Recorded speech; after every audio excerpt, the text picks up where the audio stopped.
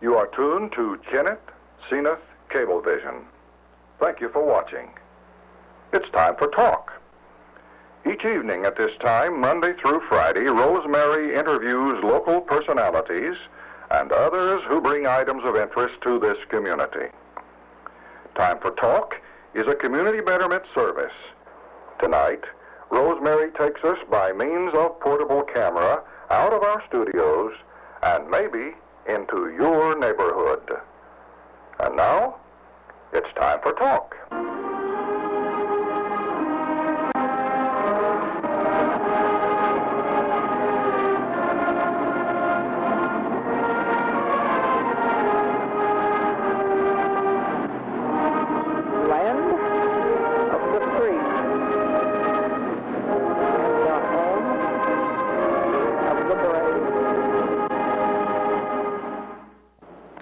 Time for Talk has been doing a history of the National Guard here in Kennett. And along with that history of the National Guard, it's unavoidable that we do a history of the armories that have been built here. And we're standing in front of what's referred to as the Old Armory, erected in 1938. I don't know if you can read this very well, by the city of Kennett, WPA, and the state of Missouri. Now, we have some old 39 movies of that WPA work in process, and all the dignitaries that came out to inspect this work, and let us show you a bit of that.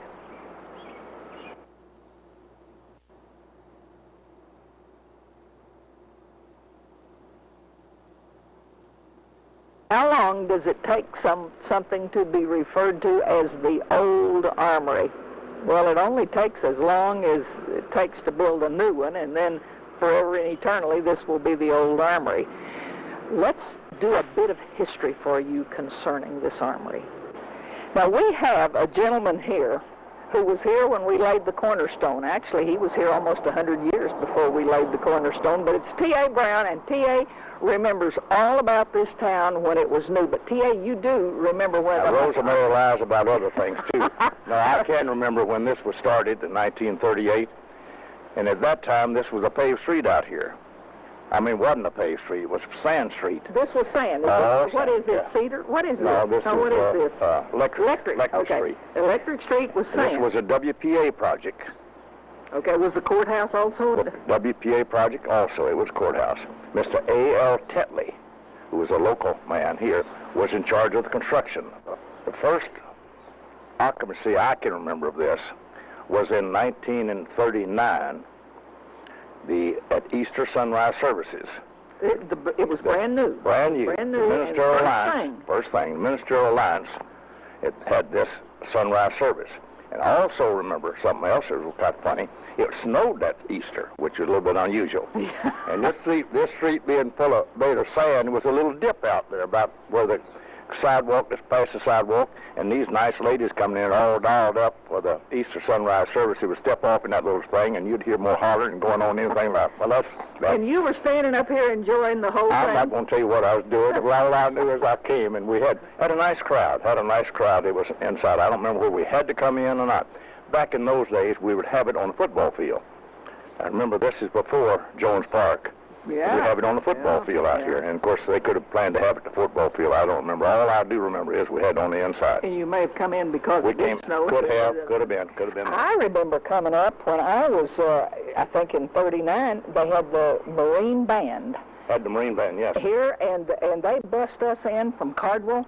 And give Dr. J.C. Mills credit for that. And I walked into this thing, and I thought it was the most grandiose thing I had ever. There was nothing like it. That's right. And this was a new type of construction too at that time.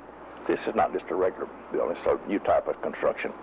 T.A., what about the early negotiations? Who owned this property? The school owned the property at that time. And so how did we get an armory built here? It was a combination of school furnished the land. And you know, a WPA project had to have some like kind, and this is what come out of that. And as consequent, they got to use it. See, at this time, the school had no gymnasium at all. Remember now, this was a high school, grade school, and everything. This was it in Kennett. You only had one other Shelton School. Had the old Shelton booth, was grade school. Yeah. So any activity, we had no basketball at that time. And this was the first start of the basketball, a little later, basketball team. The school got to use it. As a result, the Army used it and the school used it. The Army, the National Guard, met here, just like they do now at the Armory here, the new Armory out here. Okay, yes, combination deal. And I remember before 1944 coming up and playing basketball at tournaments. Yes, They had all the Dunklin County tournaments in this great place. That's right. That was it was so much bigger than our little court at Cardinal. It was incredible. So it was a combination, the school and the government and the state, and WPA did the construction. Yeah. Now you're going to wonder why we're doing National Guard history and we're standing up on the square in Kennett, but there's a gentleman standing right here, Donald Cannon, who can tell us a lot of interesting events. Now, what about, are you native Kennett? I'm a native of Kennett, born and raised here. And you actually are one of the earliest members of the National Guard that we could run down in this town. Do you think that's fair to say? I only know of one other, George Walker. He was inducted with us, but I was really in the Guard before him. Okay, now when did you get in the Guard? I joined the Guard the February 16th, 1937. Now, tell me what the occasion was that you got. How did you, were there a lot of fellas in the Guard? What made you want to get in? Several fellas, and they had got in earlier when they were only 17. That was in 1937. And, of course, they were called out for flood duty during the winter. Could you get in at 17? They were lying about their age and got in. And see, when I went to join, and Captain Fowler knew me, and when I went to sign up, he looked at me and he said, "Donald, I know you're not 18 years old." So what'd you do? So I just had to wait until I was 18, which was on the 5th of February, 1937. Okay, now, you were talking about the flood. Was that... The flood was over, and they had come back off of the levee. So you missed that. I missed that. You missed all that good stuff. What did the Guard do about They patrolled the levee. Why did you have to patrol the levee? Well, back in those days, you know, they would blow those levees to relieve that water on the St. Francis out here. Was that one of the earliest things do you remember anything earlier that the Guard was called in to do? Really, I don't. Of course, they were called out on several things. You know, they had a railroad strike, but I don't remember what dates they were. Was the meeting place here somewhere? It was upstairs over one of these buildings right here. So it was a two-story building, and they used that for the Armory and also for band practice sometimes. Okay, now, tell me about the businesses coming this way. Was Conn's on the corner? Conn's was on the corner. I made a list, but I don't know for sure whether that's right or not. And I showed Conn's clothing store. Down where Mitchell Drugs. Where Mitchell Drugs. Then Blakemore Grocery, and of course Mitchell's took that in his drugstore now. Oh, okay, yeah. And then McPherson's drugstore. And there was a grocery store along in here, and I've got Piggly Wiggly down. I don't really remember what the name of it. In later years, Zach Hastings run that store here. Yeah. So, and then I showed a stairway after that, which I'm not for sure. It's hard to tell. So you think the stairway was somewhere on one side or the other of this It's got to be right in here somewhere. Okay. And the National Guard met. Well, there were a lot of meetings in upstairs buildings around the square. Yeah. And that was the only place that the Guard met. Of course, we'd come out on the street, you know, and march. We were a rifle company, and it was just close order drill and that kind of stuff. And did they issue you rifles, and did you have target practice, and where did you go? We had 19 and 3 Springfield rifles. 19 and 3? That's 19 and 3 model Springfield rifles. Okay. And did you practice? Where did you have practice? Well, when we went to camp then, we had range practice. We fired them at camp. Okay, and where was camp? Over at Camp Clark over at Nevada, Missouri. Okay, all right. Every 2 weeks a year, or how? 2 years. Now, the first year I went to camp in 1937, we went to Fort Leavenworth, Kansas. We trained over there. And then we came back. The next couple of 3 years we trained, well, I guess 2 years, we trained at Nevada. When we came back from Camp Ripley, Minnesota in 1940, when we left, we were still in this building. In 1940? In 1940. When we came back, we went to the new armory. It was completed. And what month are we talking about? Do you remember? That was probably August of 1940. So 38, 39, and 40 were all construction years for that, but it was finished in August of 1940. You went into the... When we moved in. Was it a great difference? Oh, yeah. Beautiful building. Yes, it was. It was a gym for the school and National Guard and community building and all. Okay, now, were you in World War II? I went with the National Guard from here. Okay, what did the National Guard do? Did they join the regular army, or what did they do? Well, they inducted us the 23rd of December 1940. Into what? Into federal service. Went from state into federal. Okay. Okay. Were you in? Did you remain an entity? Were the men all together in something? Wow. Okay. Tell me what happened. Okay. Long after the first of the year, the first week or so was spent giving us fiscals and all. Okay. And then they sent us to Camp Robinson, Arkansas, down at North Little Rock. And we were down there a year, and we were there when they bombed Pearl Harbor. Okay. See, and actually we only went for a year. They called us up for a year.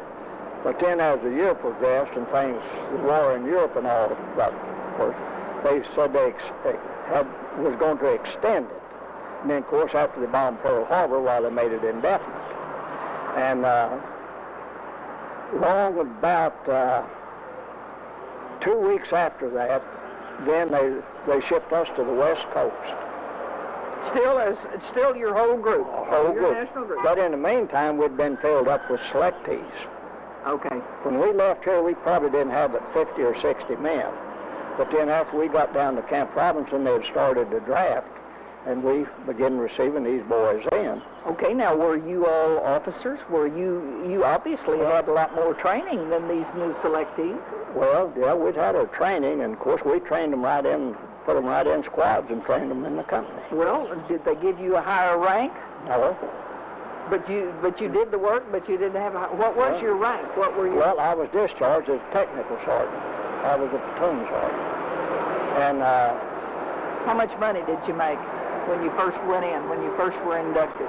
Well, it was $21 a month. Okay. Then when you was in 3 months, you got about $30.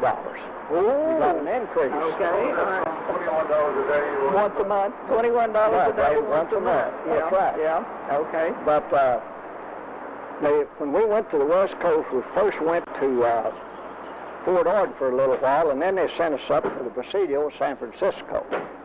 And from there we came down to Salinas Air Base, and then they put us out on guard duty. They had those bridges and tunnels for railroads out there, and they had taken our battalion out of the regiment, and we were in this on this guard duty. Were they afraid those tunnels were going to be blown up? Now you're in California, right? Right. And they were afraid of what, Japanese landing? Japanese, probably. And so you were put on duty to guard that, okay? And then when you came back, you stayed in the National Guard, right? Sure did. I was the first one enlisted after they reorganized. Oh, they reorganized, what, after the war? Well, see, we stayed the 140th Infantry, and sometime up in early 45, they disbanded that. And they had shipped us into a training center. I never went overseas. After we got off that guard duty, we went into training recruits. And you came back and you stayed in this guard unit here, and have you seen it until when? I got out in 1976. Okay. And I had about 37 years National Guard in service. See, I like 2 months of being in 5 years. Now, I know that you were postmaster here for years and years. Well, I was postmaster for about 14 years. Okay. And I retired in 1984. Okay. So you have heard the story of a young man who enlisted, tried to enlist when he was 17, and they wouldn't let you. Came into the Guard at 18, and what his career has been, what his life has been, and You recommend that National Guard? I sure do. I think we ought to have military training for these young men. It'd do a lot of them good. A year's military training wouldn't hurt any of them. Okay. All right. There you have it from a man who's been there, Donald Cannon. And thank you very much Thank you. for talking with us about early guard. Okay. Thank you. You have been watching Time for Talk. Time for Talk is a community betterment service designed to cooperate with our local community betterment program.